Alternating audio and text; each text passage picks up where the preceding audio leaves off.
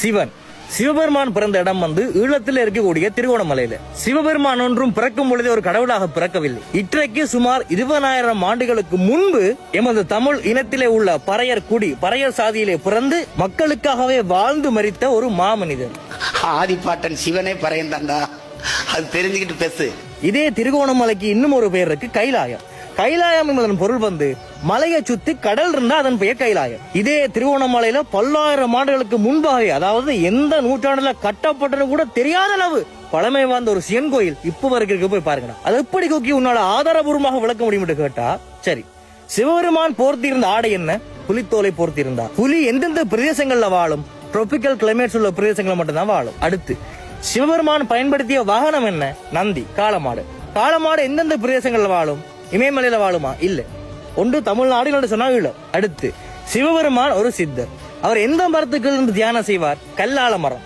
இந்த கல்லால மரம் எங்க வளரும் பாத்தீங்கன்னு சொன்னா, ஸ்பெஷலி குன்றுகளுக்கு மேல, மலைகளுக்கு மேல மட்டும்தான் வளரும். குறிப்பா ட்ரிங்கோல போய் பாருங்க, எக்கச்சக்கமான கல்லால மரம் மலைகளுக்கு மேல இருக்கு. அடுத்து சிவனுடைய கையில் இருக்கக்கூடிய அந்த ஆயுதத்துக்கு பேர் என்ன? திரிசூலம். இந்த திரிசூலத்துக்கும் ஆங்கிலத்துல த்ரீ என்ற வார்த்தைக்கும் மூணு சந்திரனுக்கும் சம்பந்தம் ஒன்று. இந்த திரிசூலம் என்ற ஆயுதம் இதை நாங்கள் ட்ரேடன் சொல்லுவோம். இந்த ட்ரேடன் குறிப்பாக வெள்ளக்கார கடவுள்களாகிய பொசைடன், சைத்தன், கிழக்கு கடவுள்கிட்ட அதிக அளவு காணப்படும்.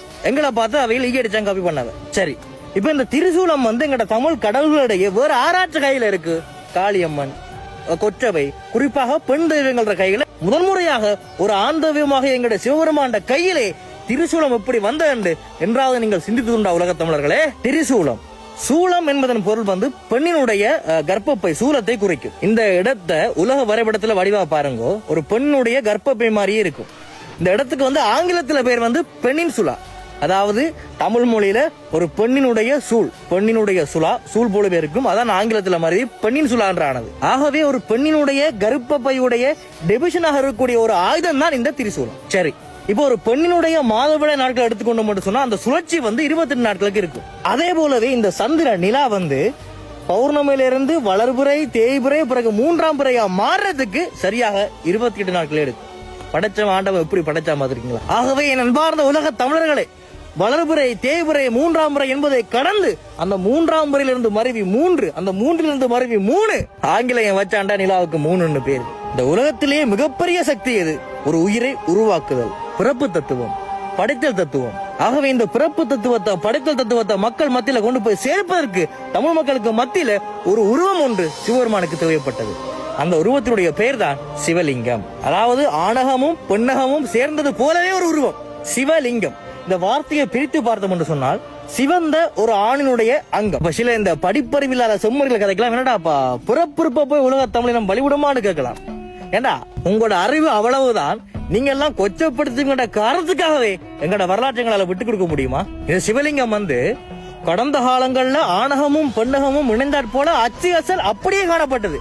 பிற்காலத்துல நாகரிகம் கருதி மாற்றப்பட்டது. இன்றைக்கு வரைக்கும் தமிழ்நாட்டில் உள்ள ஆவிடப்பன் கோயில போய் பாத்தீங்கன்னா அப்படி நிர்மாணமா இருக்கும். அடுத்து சிவபெருமானுக்கு இன்னும் ஒரு பேர் இருக்கு, நடராசர். இந்த நடராசர் அவர் ஆடும் பொழுது அவற்றை அந்த சடைய முடிவை பாத்தீங்கன்னு சொன்னா அந்த சடாமுடி அப்படியே பறந்து விரிந்து காணப்படும். அதனுடைய பொருள் இந்த அண்ட சராசரமும் இந்த பிரபஞ்சமும் அவ்வளவு பறந்து விரிந்தது. அதே நடராஜ சிலையை பாத்தீங்கன்னா அவ்வளவு ஒரு வட்டத்துக்குள்ள இருக்கும். அதனுடைய அர்த்தம் this universe has an end. Just because we don't understand the structure of the shape of universe, it doesn't mean universe is infinite.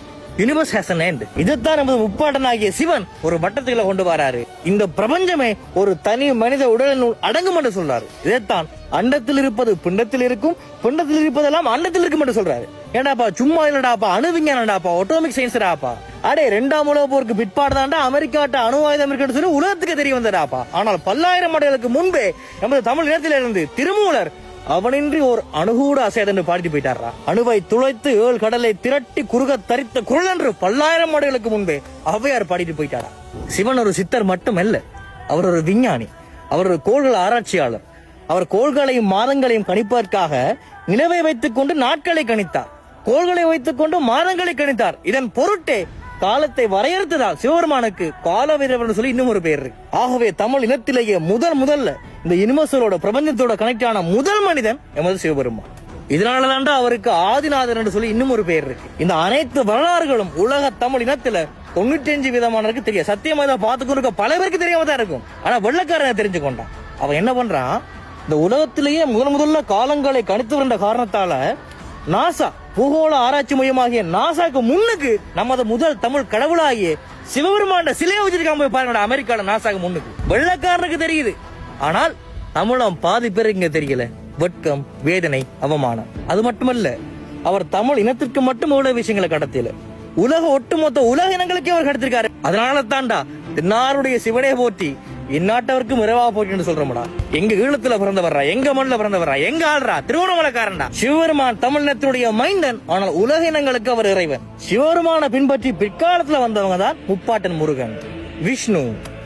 பிள்ளையாருக்கு முருகனுக்கு சம்மந்தம் இல்லடாப்பா, சிவபெருமானுக்கு முருகனுக்கு சம்மந்தம் இல்லடாப்பா. நீங்க படிச்ச புத்தகங்கள், இந்த மாமலக்கரை இதெல்லாம் தூக்கிக்கொண்டே குப்பையில போடுங்கடா. பிற்காலத்திலே தெற்காசியாவுக்கு படையெடுத்து வந்த யூத பிராமண வந்தேறி ஆரியர்கள் தமிழினத்தை அடிமைப்படுத்துகின்றார்கள், சாதி வாரியாக பிரித்து வைக்கின்றார்கள். எமது முன்னோராகிய சிவபெருமானை தள்ளிவிட்டு தங்களது முன்னோராகிய ஆபிரகாம் சொன்னா இப்ராஹிம் பிரம்மாவை கொண்டு வருகின்றார்கள். சும்மா ஒரு பேருக்கு யாரு உங்களெல்லாம் படைச்சாண்டு நாளைக்கு கேள்வி கேட்டா பிரம்மா படைச்சாண்டு சொல்லலாம்ல.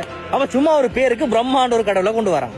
இப்ப சிவபெருமான் மக்களுக்காக திருவண்ணாமலையில பிறந்தார், மக்களுக்காக வாழ்ந்தார், எவ்வளவோ நல்ல விஷயங்களை செஞ்சார், மரித்து போனார். எப்படி மரித்தார்? ஜீவசமாதி அடைந்தார். ஒரு மனிதன் மரத்துக்கு கீழே ஜீவசமாதி அடையும் பொழுது அவன் உடல்ல நறுமணம் மட்டும்தான் வீசும். ஆகவே சிவபெருமான் இறந்ததை உலக தமிழினம் கண்ணால பார்த்தது. நாங்கள் அவரை கடவுளாக ஏற்றுக்கொண்டோம். இவ்வளவு காரணங்களை வைத்துக் கொண்டுதான்டா எமது இறைவன், எமது தேசிய தலைவர் பிரபாகரன் திருகோணமலையை ஈழத்தினுடைய தலைநகரமாக தேர்ந்தெடுத்தார். சில செம்மறிகள் சிவபெருமான மாதிரி நாளைக்கு தலைவரையும் நாங்கள் இறைவனா கொண்டாடலாம் என்று சொல்லிக் கொண்டிருக்கிறேன். நான் அதை ஏற்றுக்கொள்றேன். இப்ப என்னுடைய கேள்வி என்னென்று சொன்னா, சிவபெருமான் ஜீவசமாதி அடைந்ததை நாங்கள் கண்ணால பார்த்தோம், நாங்கள் அவரை கடவுளாக ஏற்றுக்கொண்டோம். ஆனால் தலைவர் இறந்ததை இங்க யாரு கண்ணால பார்த்தா? இருந்தால் தலைவர், இல்லையேல் இறைவன்.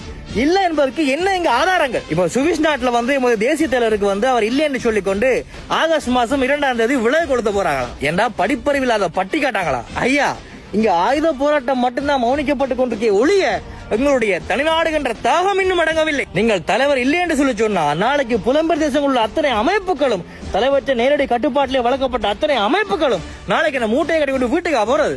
ஆதாரங்களே இல்லாம அலட்டி கொண்டு சொன்னா நாளைக்கு எல்லாமே போய் சேதாரத்தில் முடியும், செத்த போயிருக்கலாம். யாதும் ஊரே யாவரும் கேளு என்று உலகம் தழுவி நேசித்து நின்ற இந்த இனத்தினுடைய பிள்ளைகளை இன்று நேசிப்பதற்கு இந்த உலகத்திலே யாருமே இல்லை என்பதுதான் இங்கு யதார்த்தம். உலகு என்று வள்ளுவன், கம்பன், கபிலன், இளங்கோ என்று உலகம் தழுவிய நேசித்து பாடினோம் நாங்கள். புதியதோர் உலகம் செய்வோம், போரிடும் இந்த இலகை வேரோடு சாய்ப்போம் என்று பாடிய நமது புரட்சி பாவனுடைய பேரனும் பேத்திகளும் ஆகிய நாங்கள் இந்த வழக்குகளுக்கெல்லாம் அஞ்சுகிற கூட்டம் இல்லடாப்பா.